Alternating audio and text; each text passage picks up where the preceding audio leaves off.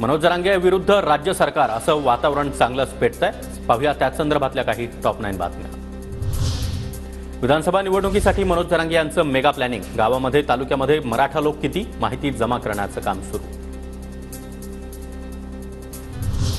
मला आघाडी नको, निवडणुकीमध्ये कोणत्याही आघाडीत जाणार नाही। 29 तारखेला अंतरवलीतील बैठकीमध्ये मोठा निर्णय, जरांगेंची माहिती। सरकारला 29 तारखेपर्यंत वेळ, सरकारचा खुर्चीमध्ये जीव, आता त्यांना खुर्चीतच ठेवणार। आरक्षण देणार नसाल तर पाडावंच लागेल, जरांगेंचा पुन्हा एकदा इशारा।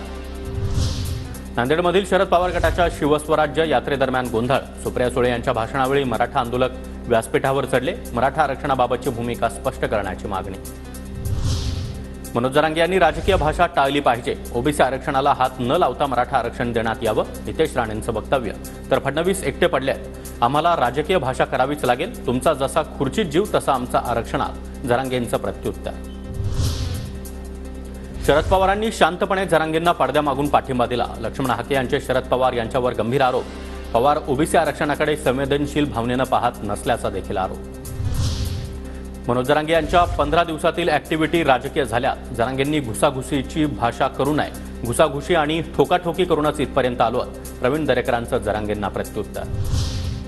माजी खासदार भास्कर पाटील खतगावकर यांच्या सून मिनल खतगावकर यांनी घेतली जरांगे यांची भेट। लोकसभा निवडणुकीमध्ये भाजपकडून मागितली उमेदवारी। रावसाहेब दानवे यांना धाराशिवमध्ये मराठा आंदोलकांचा घेराव। योजना जाहीर करताना विरोधकांचा विचार घेत नाहीत, मग आरक्षणालाच विरोधकांचा विचार कशाला, आंदोलकांचा सवाल। तर पुण्यामध्ये मराठा बांधवांनी सुप्रिया सुळेंचा देखील ताफा अडवला। मराठा आरक्षणाबाबत भूमिका मांडण्याची मागणी।